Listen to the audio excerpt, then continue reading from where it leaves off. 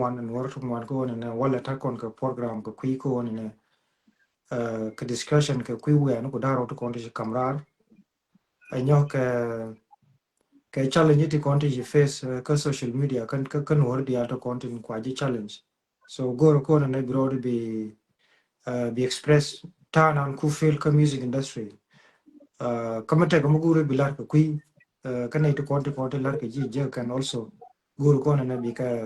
bika address ka tan an ga music industry Yeah. Pula waka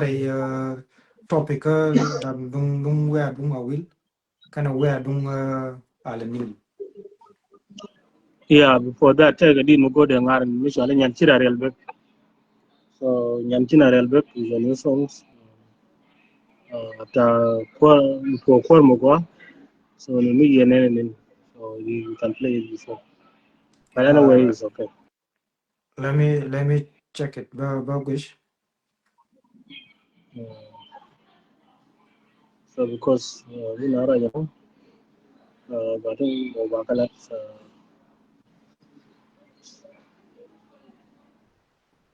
yes, any ideal, so no, right. Number 8.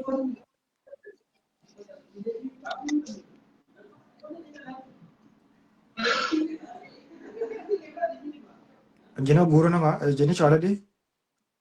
Yanchina Relbeck. And go ahead, comment. Go. And problem common ego judge kanga I don't know what is the reason.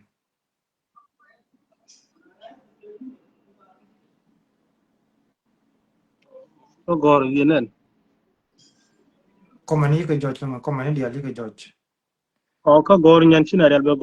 gor NYAN. We see IT gor. Just 1 second. Huh?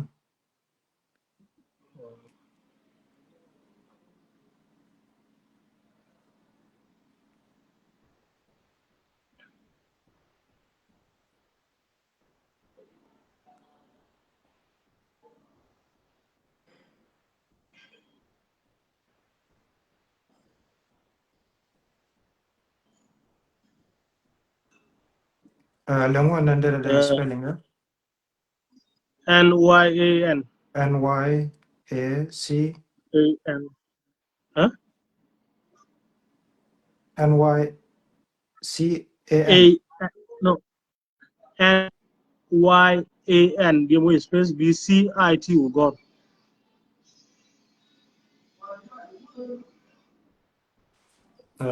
Chúng ta làm gì để giờ rồi? Jina NYA cái space cái C. NYAN. This space moon. Okay. BCIT gor. CIT. Space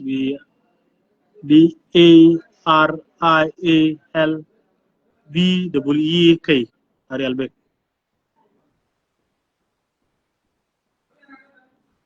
When you work on YouTube, they generally.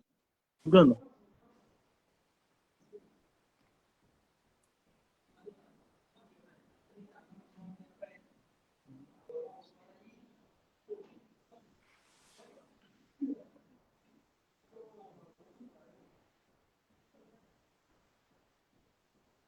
Anyway,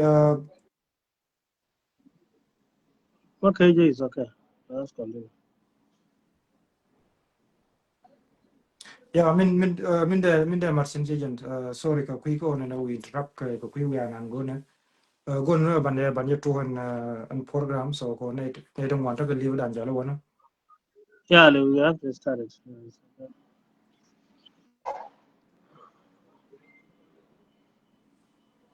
The first thing agent we go the challenge to contain quite criticize ka social media ka ta we are nan chikamra la the new song and also ka quick song and michidala will agent.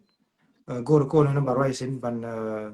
ne kon no kon ya ban ka address ka te ka ta nan shi be ka ji ka idea ko ne bi we an on bi ka kamra ko ne tong wan changa you can what is the reason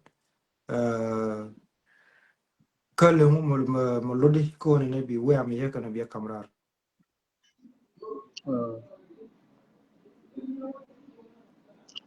Okay. Ani ye kama. Ya kam ya le ne je. Yeah, well, thank you so much, Koryom. Kayan liang kodial. Chay ner ketiang. Ko tiang kanai ko ama. Kachay ner ba. Kadaman duna te ya gwan ni ko tiatin. Ni shangdar ka jichi ner shangdar kami ruang chi ner ka ruang watit. Kami war ba chi ner ka war watit.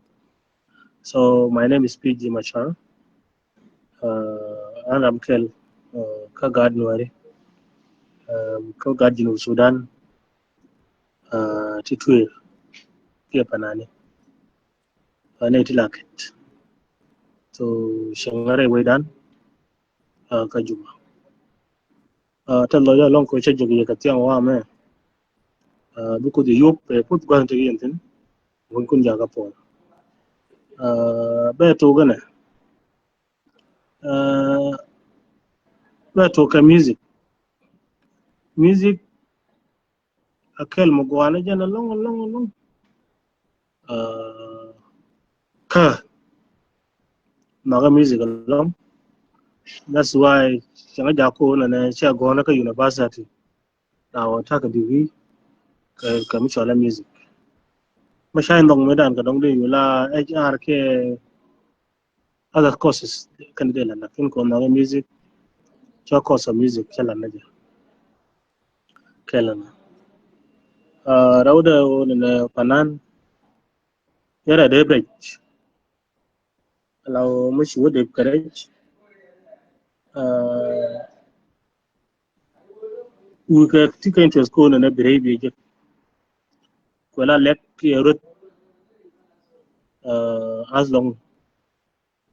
we go na rich. Anyok Panan shara da bridge. Ko na de wode ba wala dong shede kap courage. Lakin de ramai wo yende kal da kap courage. So shalo no na ashe jega mai anje no na bi jada wala run mai be je behavior. Anyok Panan shara nyal mo ta bulo wi ka nyin ka so mashi chama gwa che je gwa mo ka yara mo gwa bi ka mo so ya de me jo nya ngu man ke gwa na mo bulo ku lum na gar ngu tala tin nyama kwa daira ka chi di na mo bulo ku go na nga ara na mo go ro wai je ne re bol ka re ngani ko ami is something to panan mo chagdi kuma sai jo ji chi nuri chagna di da na ka chagna di da na di ko da kamji ke ta yinan ka wangu ka feeling no gi di chaka jan gwa mo so de we ne ndo ngwa won ugui kana la wo yar mi ta ka kwa je ko ka re music da ka di ka ta ga de jo che to ta dan ko feel the situation ka ta maga ka min na ka wanga so jana jago ne badi balat ka gwa mo nga je puju ne da che de feel gwa ka ji lakin bi kan ngash o ngan ka jin lawo mi no gi che jana no mi naga gul ka mi nogi gul mi logi gul mi logo gul dawa ko na mandi gul ka ninti gul kama jena ngu mon ba biran jen ka chang madong tiram biram madong ba law bana ga ban rum na gwa me ma ya music ma la ya ka way mi chinok I'm sorry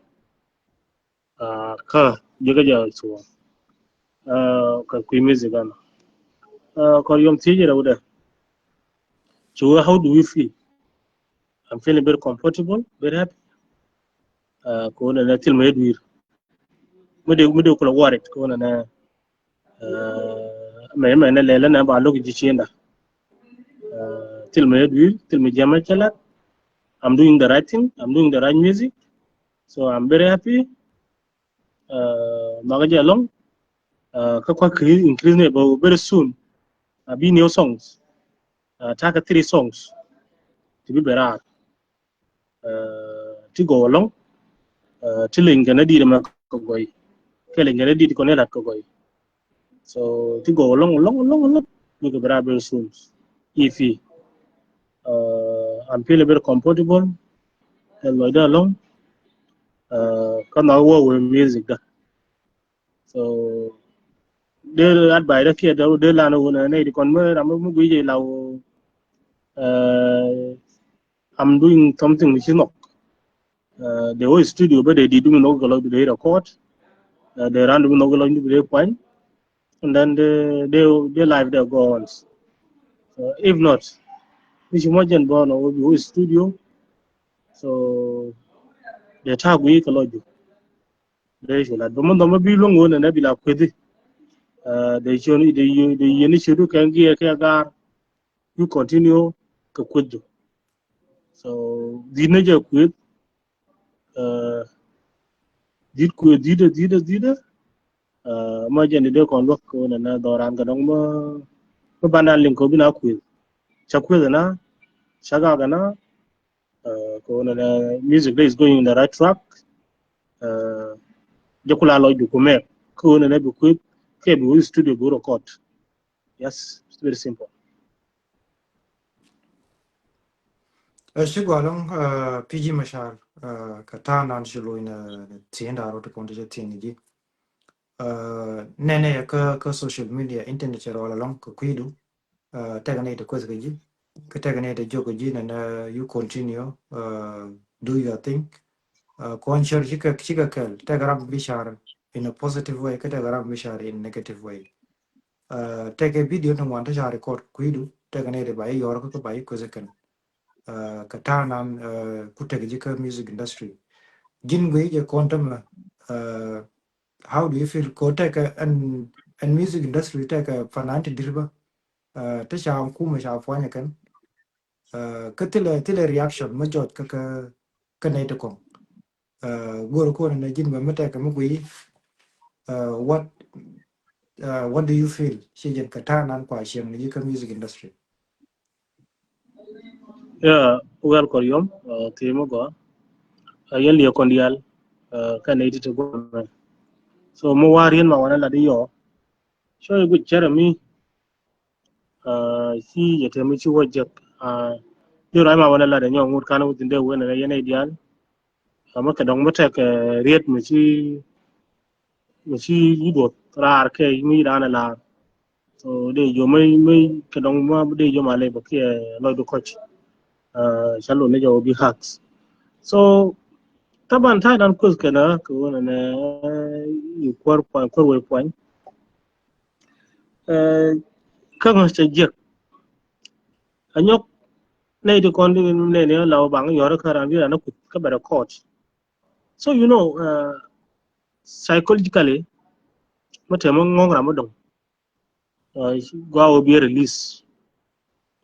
release ka way ngora ka lo dem la o mo che go la o ni ngong lo da o ni bi lo da tu mo ba quiz you allow him ko ba quiz chagare dan me ne de ko na record me cha ku na in my life chana ku so me je go ne wona na ma de lo da lo ngo ya piji ku ka je ku adamar so ko mu wata lo da ma ba lo da affects kaka dong ta go da da kon ka fa woni wow bi riyak da bere release that bele you go so bele wala ni ka normally ta la da yani won so jene jawo batal pona kam nial ba quiz ba record wo yenen so lakin cha goro na ne mo bilo da tag ba waya piji ko so second do that mo wona na ta dan ku da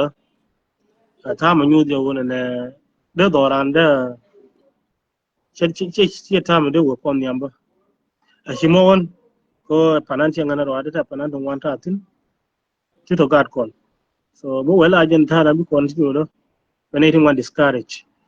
akabe ko dan ko da nyu da shanga bili ma tot ko shimo jene we na ro yin yakana we na la da yin ngoni agol ko na mi wona na cha kor we ya kwan shan mo nyu da ti nyu da gwandan satu Panan gar nyatai na duop cha nyu da man da na dino gorden na te kama so Machar beni alla lawo na cha kwal cha pan ka ya ngo ye jo ku ka je lu ka je mana tu ngana lu da no na tilara gan mo Panan no re mo ba ka bantiu mo de kwal we mo da ya pan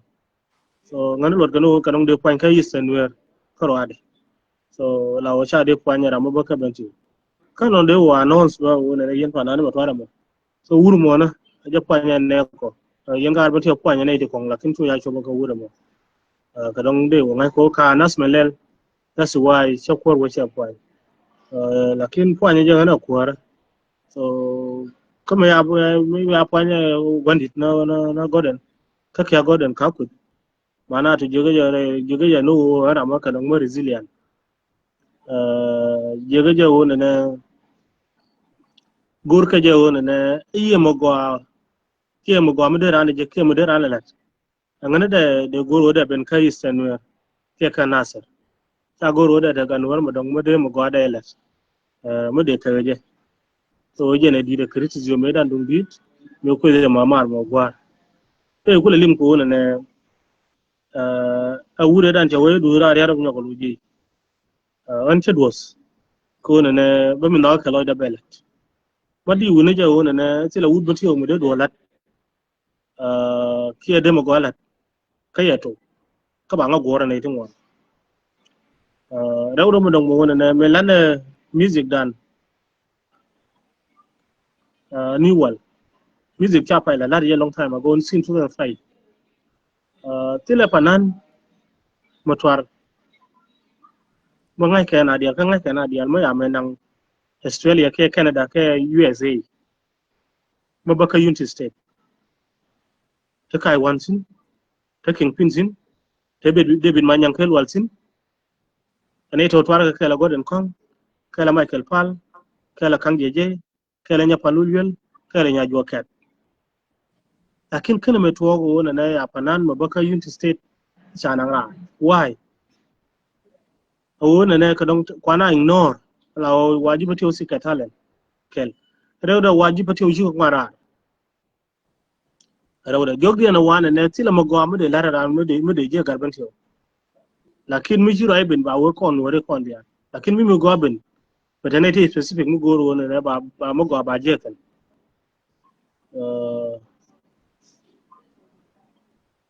so kata mayono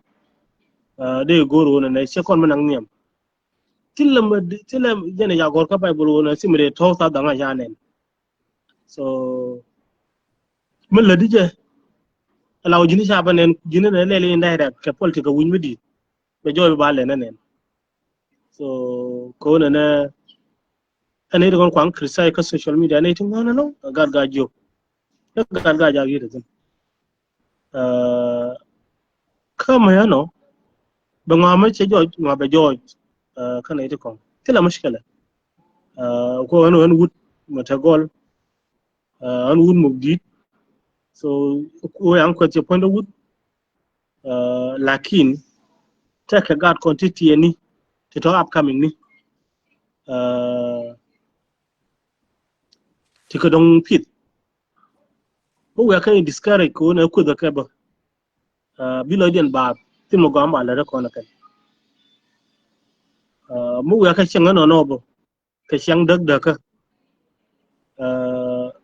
ba ko no re mo din mo ka dong ti doran che ba go ko na mi kula ga ga yata mai yana da lamna kel ma lamna kel mo nin kon ba lamna kel da ngo apa yara ma ya piji de ro long kunni tinga mashkila lakin gat quantity ni ti kono mu ya nyo karam ya nyo ba ne na kan biran dual mo na mu da ta mu ga mu da la doran si mu ga mu da long la ni le lo go na ne mata dun mu ladi ku na da ga mo kala kin ku mu di my brother gwano bi no ni al ko bi che bi la da pin ko da mo ye la da pin la harmful e community da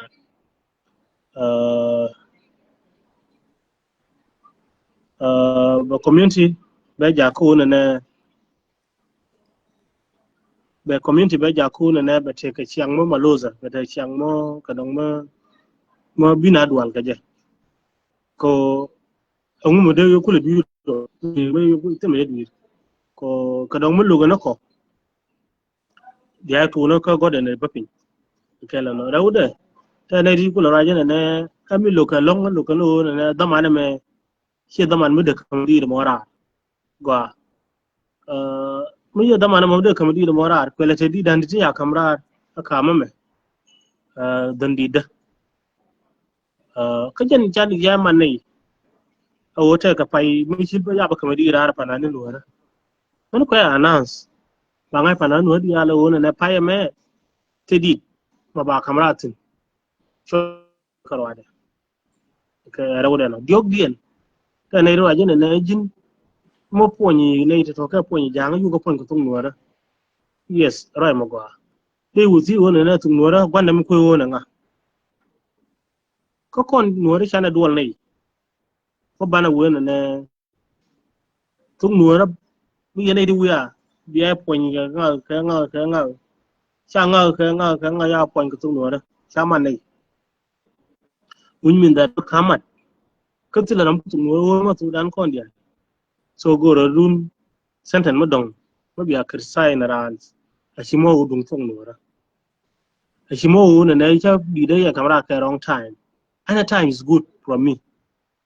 any time is good for me any man is good for me to release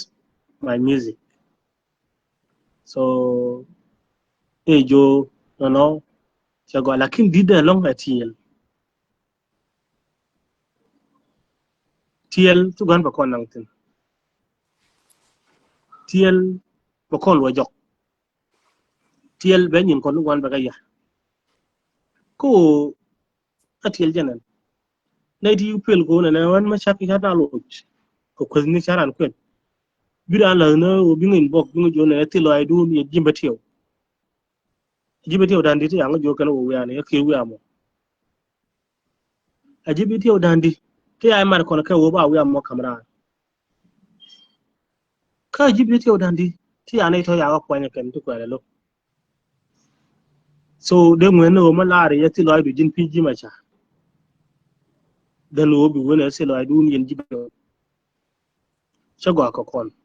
che chiang ma go ba ne kon du bi tu ngwan ba ka yare idan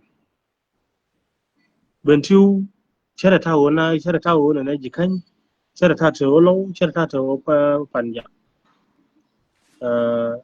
gwano bi nyu na pointa bi ga na pointa ko bi bidu kale bi generalize karam khen te lo adin jibatiyo ni jibatiyo ya ngwan ka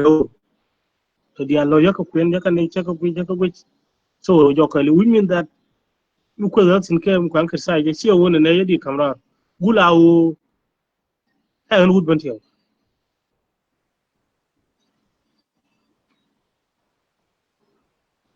lakin de jo chia thok dori chala mai wood adoran longo chuka adoran na ser adoran ulang adoran so rai lo ka kele counting ka da dio adoran counting ko na wol pa kel dia ngin ko tira rambara argol bana poiram kel mu yola ga so go ana mal ka go ana mat last advice ke last ko na ka question pilot mu wona na ma ta ka mo wajek cha tu go quiz tu bi na rai quiz wen ba kon nang che ma quiz chago so angene de lara no koryo ka quiz question mo ka tai wona na I'm not feeling bad I'm feeling a bit comfortable ka badit kamera ba badit dang kamera ka very soon ti go na kan long more than did kon filing again go thank you She go along PG Machar. I hope lingang tam jo ro ngo jo. lenga go Okay. No mono. To continue race. Those are the fact to continue George music industry. Sajen. Go on music. Mata kata they are going the wrong way. We now rising. Along. What is the cause? to talk to kan to take me mention shiburo kon no metene ka music industry no one na le ke lo kon wori che jo mission have been ko na ka unity state and unity state I think should contribute along the music industry ya ta la wok ka ta la wok la gad wori ta kong la wok ka unity state bi ko to ro ni mina wa ko lo ra ken ko na ka wori cha ko lo ko na ne ur ben tio kia ur nika kia ur ga jo lor ka ya as a general man war take event ngwan ta shalar ta shi ga nasar shi go do fu du me dan me sho bin tio me ana ngata ban dio ra dan me wale me ta ban ta ban ne nang je chawo yo perform ka shi ona ne tele fanane ma nyang ke lwal tesin fanan na gare al bin to nyandin kuje Panan nyanjoy kul Panan Suki Salman Yasin Panan that time yene to you mentioned to kan yang ka fanane ta sin ka unity state ka kusha da Panan kingpin Panan Mosquito to Panan at that time ma wodol chanya Panan ka gargwando ajan garmando Panan kan an taban ka shar ko ne ngan bo no na gad bin tio so bur kon wori cha do fu du ven do ka bin tio e bo to go dan me cha je do fu du ngai do fu du ka ya ngai ban wor dia ka zaman induction da na in general ka min dong min an shi kullar ko ne kar me to ko ne ba garmu ma gan wor ma ba ka bin tio mo ba nan ka america she ka mention she bur sha gordon kwang cha nang america chawa she do fu du shiwa she kang je shiwa she nepal shiwa she sweden shiwa sister je yawa til dol mo gar ke nyal nyamu musician mo nyam bin tiyo mo from unity state mo sha me na ba nang ra ba lo fa form ke bo twar ka US ke Canada ke Australia so no mo nyu ko ne and music industry take a game kwa play ka game kwa player it will not take us ahead ko bo kon nang niam kon wori ko in rodan ka music industry as kon wori bana nyen kon bana kala rasa kon wori whether could come bika unity state ke bika eastern war mission nun bala mission ko kon wori music industry mutane se na ba rashin kon wori to to go ko na bi na raisin cha ka bi ja ko na ba ka malfin ke ba ko kum ke bi ni ko shi ka bi joy mata ka to work wrongly ka music industry bi na raisin ba kar yala ka bi music dan ba go bi artist ni kon bi ka jal ya ka rol to ko social media nei to ngwan je ko nei to kon quiz gaji shi ka ji bentio Rudian ye mi shi ka mention ne jina ji ka ga jo kan rest of the tribe to kon she mention no mo nyu ko ne kon channel ran blues ka music industry rewde mo quiz ga ji cha bi ba ko ne e ji bentio to lo idun yen ji bentio no mo no be division be no ka community ka be no ka music industry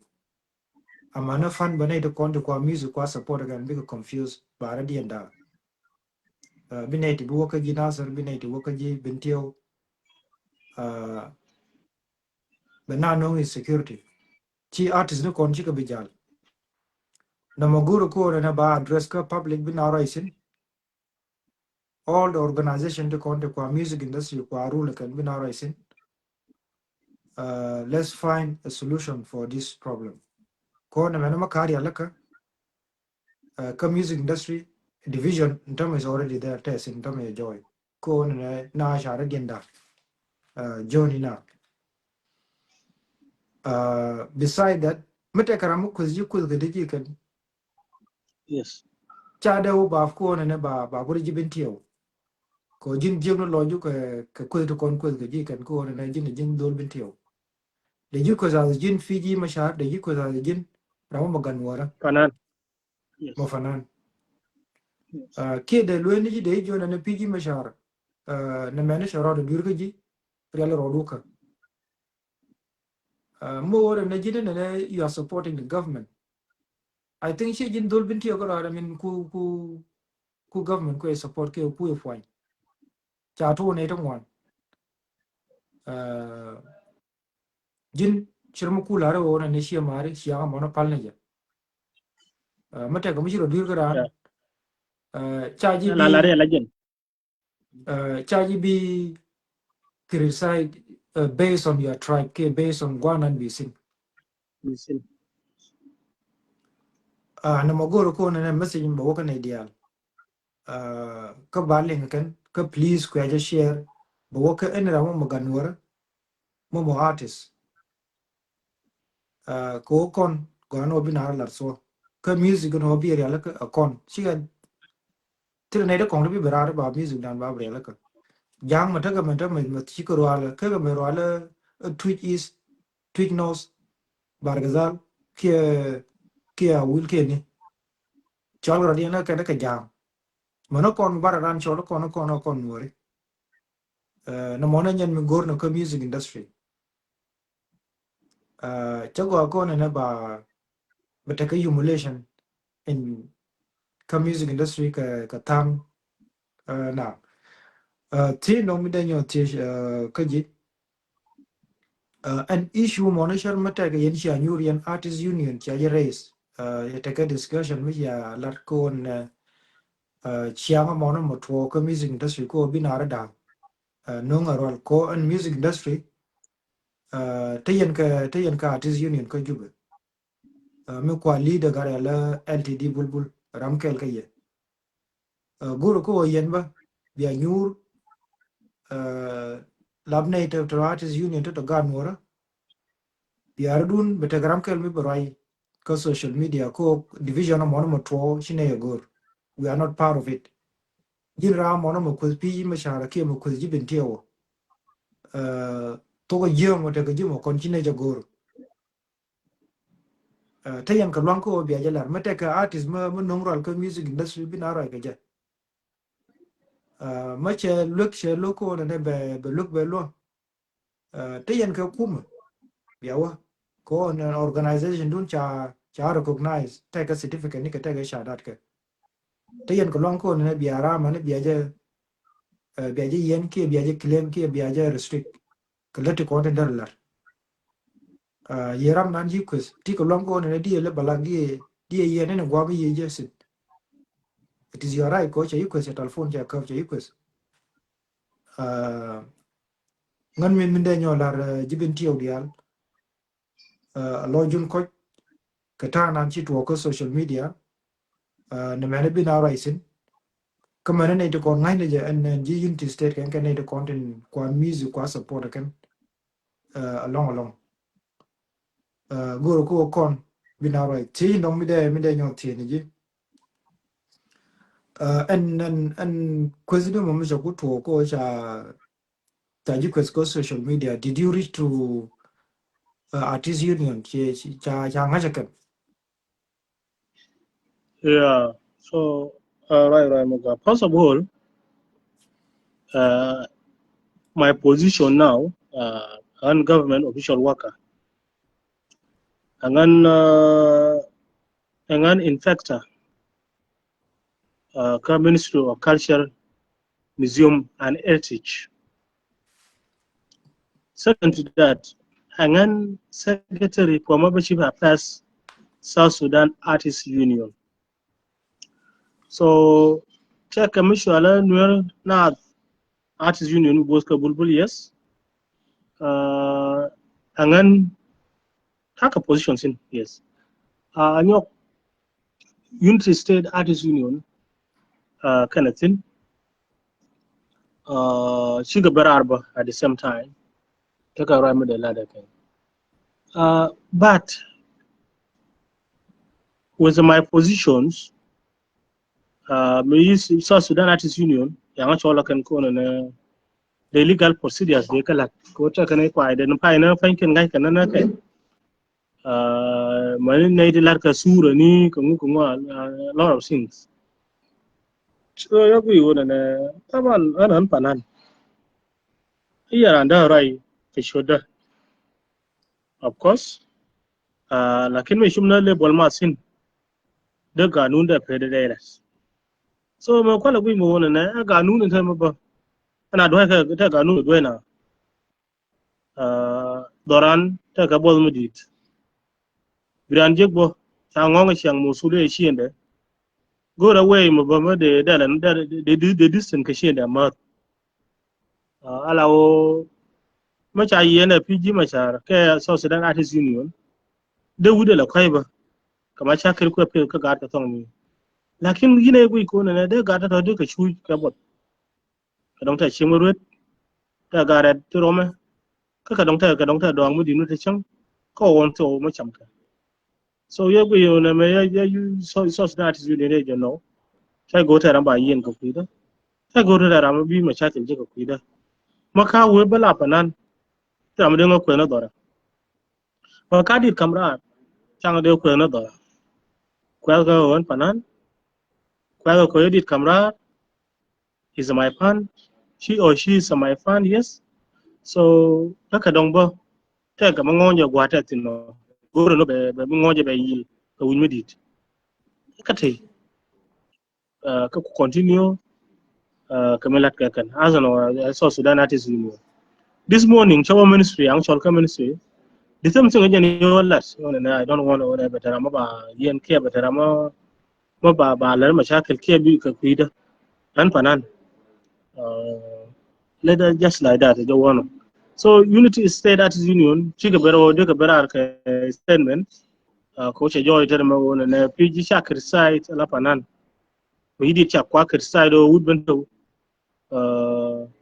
kelano rawru mo lo ga longa unity state artists union wona na cha pg di ko ti lo di jibatiyo yilu ni jibantiyo je lara o ti lo di jin pg ma cha yilu en pg ma cha ko kulo go ko jara ma cha di ti di mo ti di dan jibatiyo dial edit pg mo panan so yana joya kar ka ko mo chane le joga jogda bo ta ti wanter wonna ni chang so chairman na ga ma che jara che jo ko ga ramkel ka sspd so ta ka bom la ken cha jo ko mo lo rode ne ri adin pa ne da bakal titi so ko palka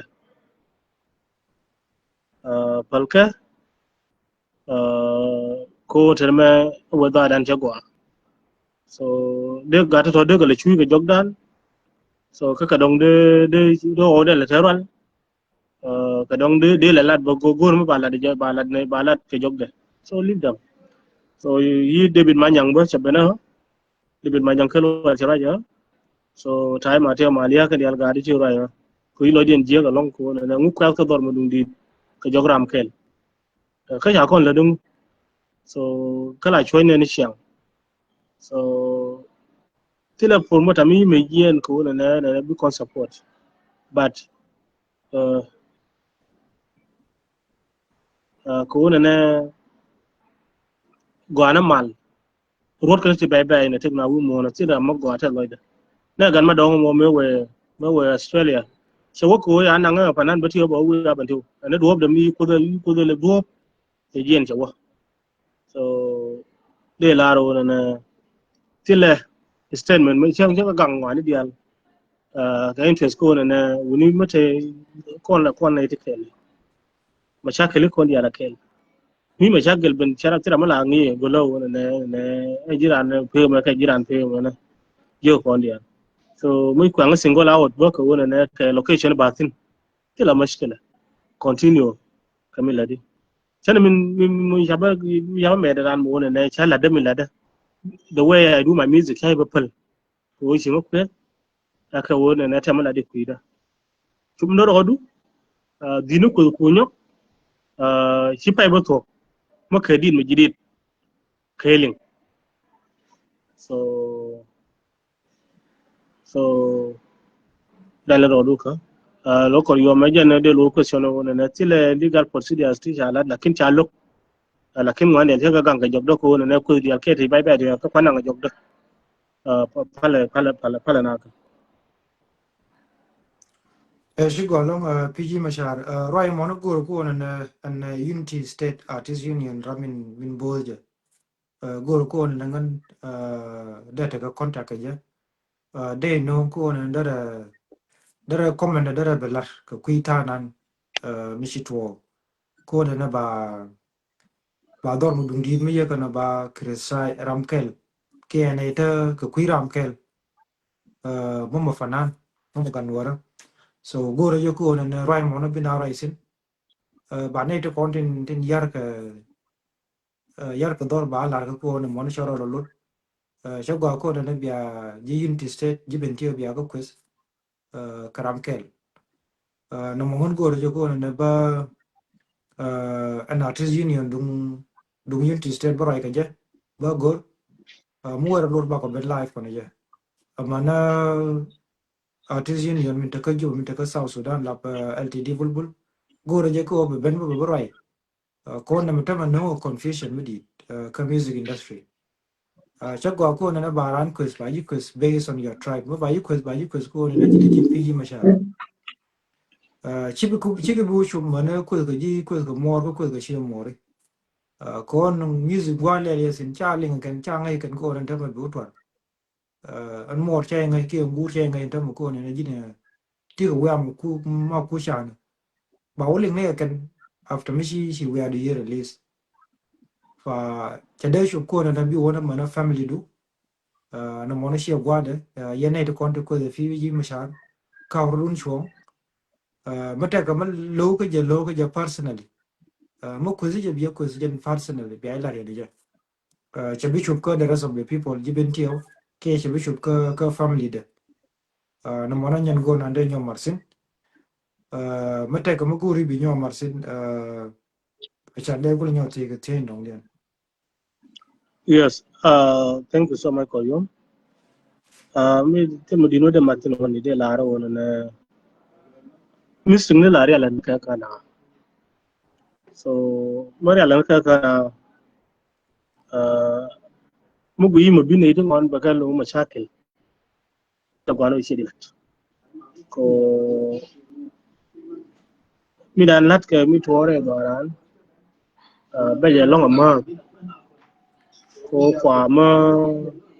mo ko yo bi da dong ba am lat de so I'm very sorry my de condolence de len mi to ba shi nan ka pan ga ko gwa ron wangran ba ya long ba ya long so ne kon woni ko go ye ken ka kon so jama ba ne kon ba ka wa ka mo chi gwa so yende latino mi de mo na music akel mo chum ka bar jogda ma jira ma jin pan banani please take kon panani take tila lar ko intentionally wona ne ka panko lakin jira ma mo fans mi in balls biro do je la go be ka ji long lakin ka be rawda take tilar ko ti do bor ko lakin jira ma mo fans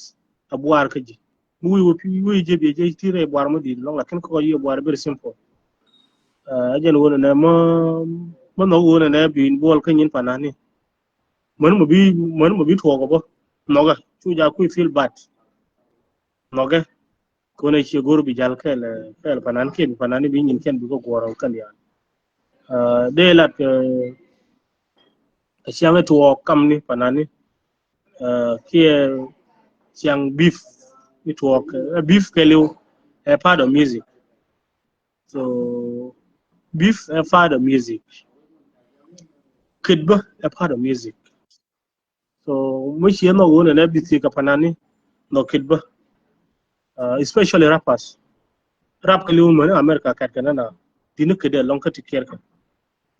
so that's why katere daga mashakilin one that's why we lost BIG we lost to fuck and many rappers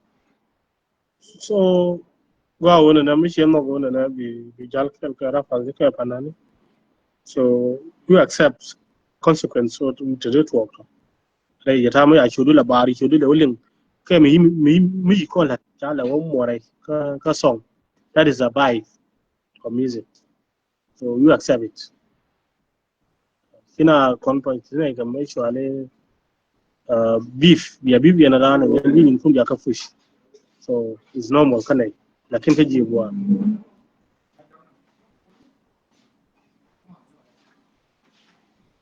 Shigo along PG Machar, thank you. Tijin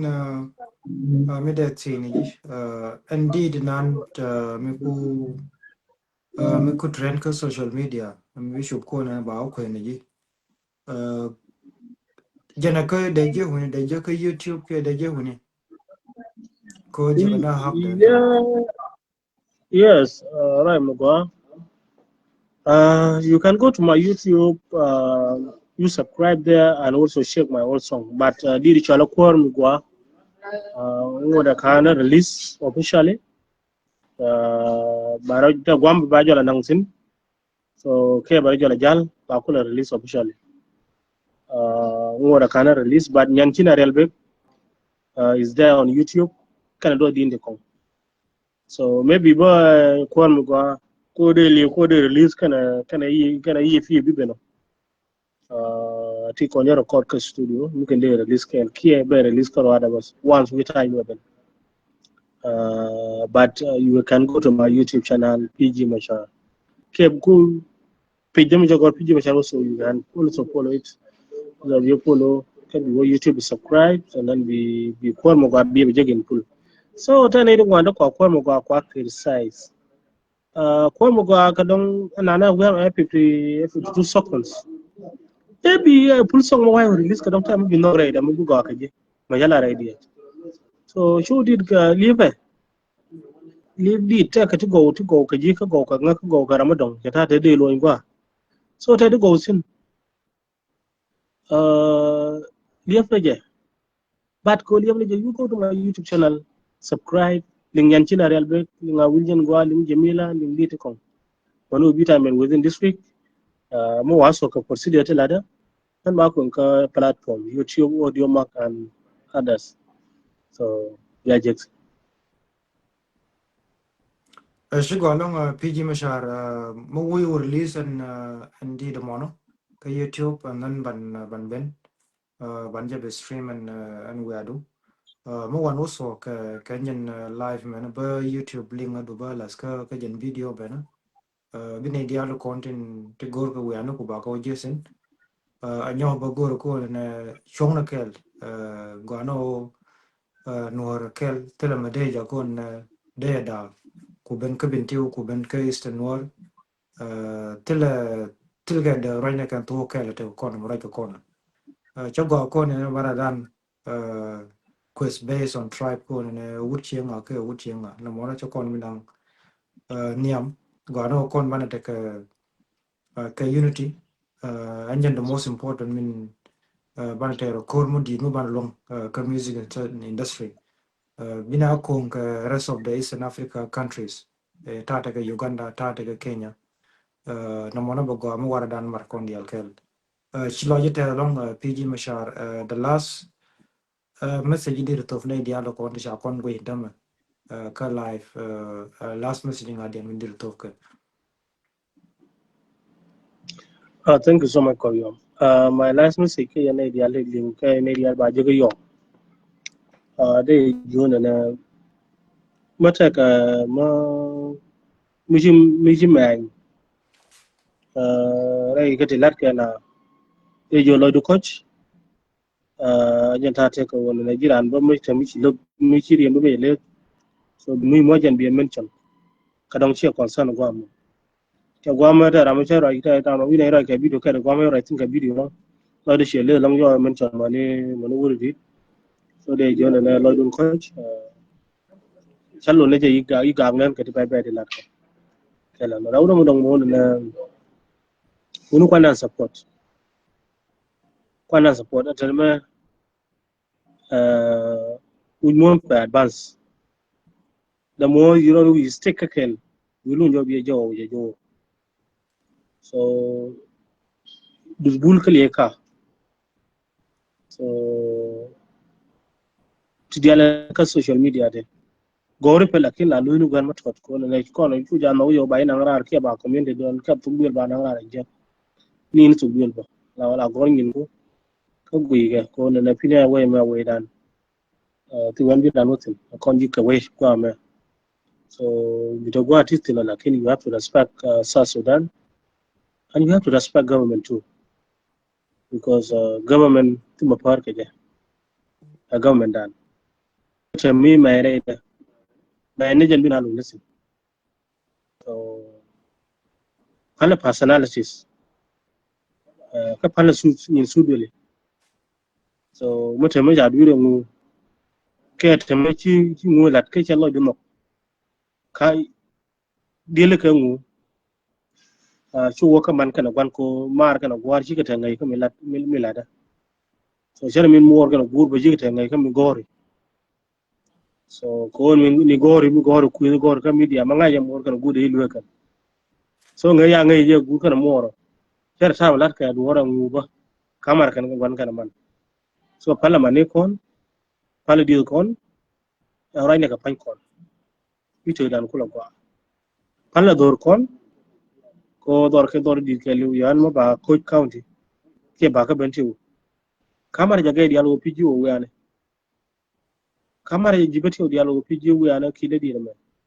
e piji karwade ran ko stake karami ji do lel so ba kula kwa bishalan kwa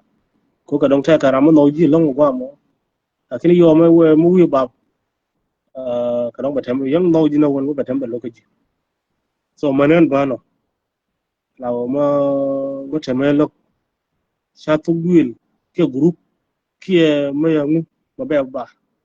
so mistake mudi so ba pe karam yelel ba kula kwadu nyakim de yo thank you so much for comment do medan cha je ke anen me post so keep going kuma dong ma yana ko post nyo bi doran ba kwa so thank you so much yin na wala sara wana won yam bi ma dong bi ko gui ga ta da wona ne me je ke mo kwa but fin ya an tingare ka kamar agora ran tingare kamar ala ra jogda so shi lote bai nya temnen nya tem mala shi lote ta yin na wala mama advice din dai la da puju ke yan chabab mo na kai na ka media ni ro ni na ran ko kana kuen tane din wanda ka kuen so garanje da la gusu da la mosu da la da mosu so we don't know so ni na ran karwante lanne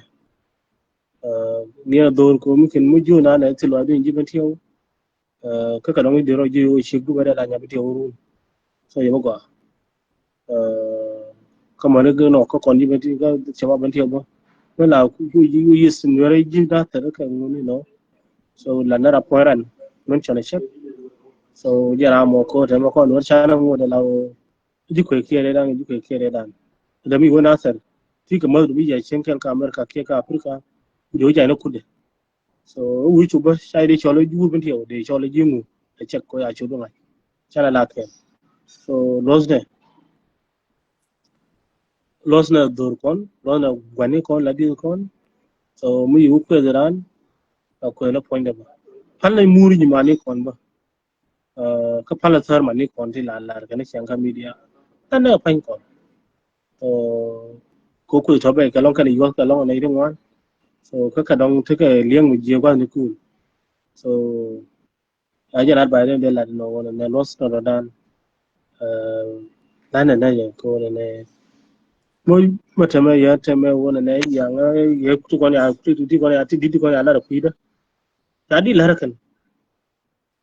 di dero wada ni dan mo ay wona release room ba wi piji di ni je release ka ko an encourage te wona na ko release di ma ko wona na ko je wona na lat bela na wona na ba do quest so go along one outing